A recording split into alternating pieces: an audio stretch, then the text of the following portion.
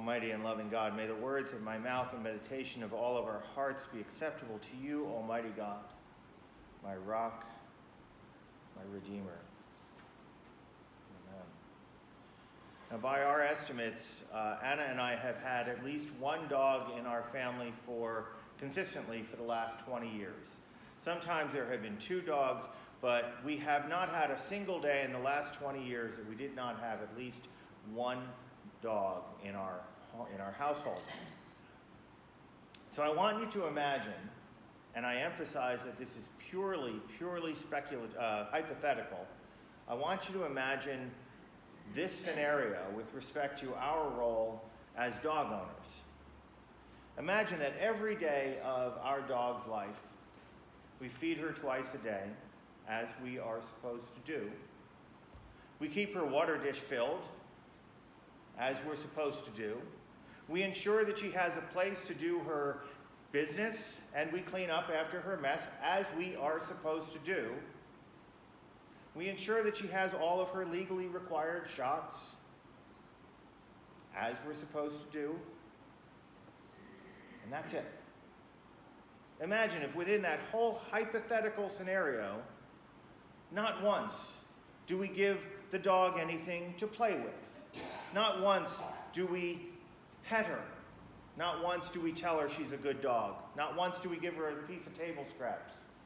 Imagine if we never gave her little treats, never took her to the groomer where she could get that cute little pink bandana that she's wearing today. Imagine if the whole process of dog ownership in our family, we did absolutely nothing except for what we are legally required to do. Feed the dog, clean up after the dog, attend to its medical needs.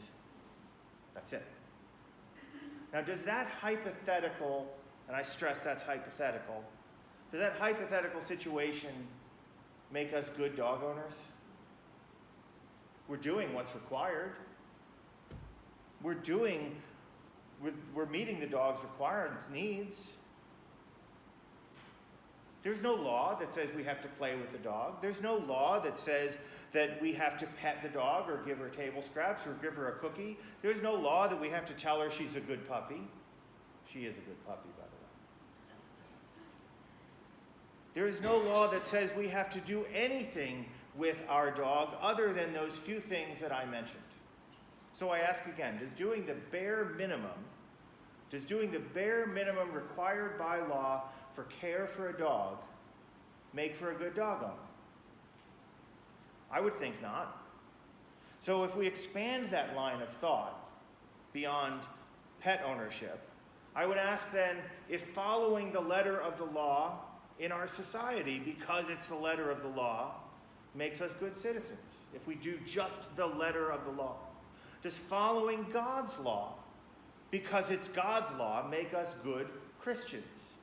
Is doing only what is required, because it is precisely what is required, what God is looking for in establishing the law, does God draw a line in the sand and say, do this minimal amount, and there's no problem? See, this is what Jesus is talking about in our gospel reading this morning. He's taking these examples from the law, specifically from the Ten Commandments, and saying, you've heard it said that you should, and then following these statements with, but I say. You've heard it said that you should do this, or you should not do this, that the law says this, but I say. He's breaking his disciples away from the mindset, which was very prevalent at that time period, and is very prevalent in our world today, regarding following the specific absolute letter of the law. So the first thing I want to point out to you, and I need to point out the very obvious hyperbole in the text. Let's be very clear about the fact that Jesus is not advocating anyone ripping their eyes out or cutting their hand off. It's purely for effect. Please, let's not advocate for that. But in this chapter, there are 6 examples that Jesus gives. You've heard it said, but I say. So in our reading this morning, we'll take a look at 4 of them. The first example he gives is about anger. You have heard that it was said to those of ancient times, you shall not murder, and whoever murders shall be liable to judgment. But I say to you, now I would think that at a bare minimum, none of us are going around murdering people. I think we can safely say that that is a bare minimum expectation, that we don't murder people.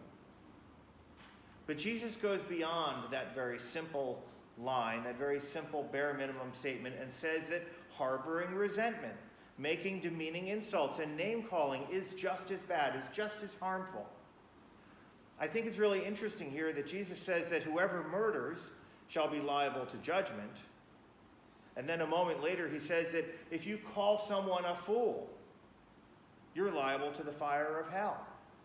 It seems as though that punishment parameters are a little reversed here. Murder someone and you get judgment. Call someone a name, you get the fire of hell.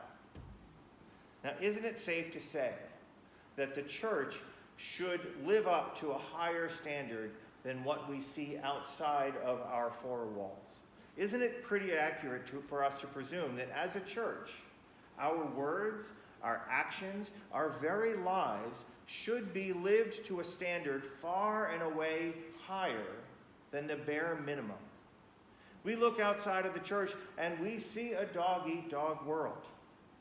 We see a vindictive world in which plenty of people who are going about their lives are far removed from Jesus' teachings as you can get. And they will make the claim that they're not murdering anyone. All right, well, congratulations to them. They've reached the bare minimum. But it is only through a community of caring, it is only through forgiveness and respect that others will see the love of God. The love of God is not found in achieving the barest of minimums. The second example that Jesus gives is when he says, you have heard that it was said, you shall not commit adultery, but I say to you. Now, here is one of those examples around which I am always saying how important it is to understand the context. So let's take just a quick sidebar and look at the contextual understanding in the world in which Jesus spoke these words. Do you remember the story that we've read before in the Gospel of John, in which a woman was caught in the act of adultery, and the chief priests and Pharisees wanted to trap Jesus into agreeing that this woman, according to the letter of the law, according to the bare minimum letter of the law, should be stoned to death. And what does Jesus say? He says, all right, but let the one who has never sinned throw the first stone. Jesus sets them all back on their heels because they know that he has outsmarted them all. But you see, within that story in John, is just one little contextual nugget that often gets overlooked. The last I checked, correct me if I'm wrong, but the last I checked, it takes two people to commit adultery. Where's the man in the story? Why is it that the woman is being condemned and not the man? Well, that's because in that culture, in this very patriarchal culture, it was the woman who caused the man to sin. It was the woman who was held responsible for the sin of adultery because the poor harmless man, he wasn't doing anything wrong. And this means the woman caused him to sin. That was the attitude. That was the context at the time. The man wasn't punished for the sin of adultery because it wasn't his fault. So when Jesus makes that hyperbolic statement that everyone who looks at a woman with lust has already committed adultery with her in his heart, and if your right eye causes you to sin, tear it out and throw it away, and so on, Jesus is putting the onus back onto the man where it should have been in the first place. He is saying that the exploitation and the dehumanization of women are equally bad. And any attitude or any behavior that violates the humanity of women or the sanctity of marriage is sinful. Remember, last May we hosted in Frenchtown a discussion on the issue of human trafficking. the exploitation and the abuse of women to sell sex, to remove their agency over their own lives. Jesus' over-the-top statement of what men should do rather than fall into this sin is to caution us against the exploitation and the dehumanization of women. It is far more than a simple line in the sand of don't do this. Rather, it is a caution of treating all people, men and women, with dignity and with respect. So in the third example, Jesus says, it was also said, whoever divorces his wife, let him give her a certificate of divorce. But I say to you, again, understanding the context here is important because divorce is permitted under certain circumstances according to the law, especially for the men. But Jesus says that he holds us all to a higher standard. Because when a man divorces his wife in that culture, he was virtually condemning her to giving up her body to sexual slavery just to survive. So Jesus wasn't necessarily condemning divorce as we define it in the 21st century, but he was condemning the practice of victimizing and exploitation of women. And here again, we must ask ourselves as the church, where do we draw the lines of the law of God? Do we say that something is permitted or not permitted because the words written centuries ago in a context that was vastly different from our own used these words? Or do we understand that context in which the words meant something vastly different? Because in Jesus' time, in this very patriarchal society, the law heavily favored men and often made women to be the scapegoats of their sins. Gee, kind of like today. Jesus is teaching here to set our standards high above the words on the page, to break free of the victimization of the marginalized and of the oppressed. Think about the law in our world today and ask yourself if it favors one group over another, as it did in Jesus' time. Think about how adhering to the bare minimum of our law requirements may include the exploitation of others. As the church, is it enough for us to make the claim that we follow the letter of the law, or are we held to a higher standard? I believe that we are held to higher standards. I swear to God. Oh, but that reminds me. The fourth law that Jesus redefines for us. You shall not swear falsely. You shall not swear falsely, but carry out the vows you have made to the Lord.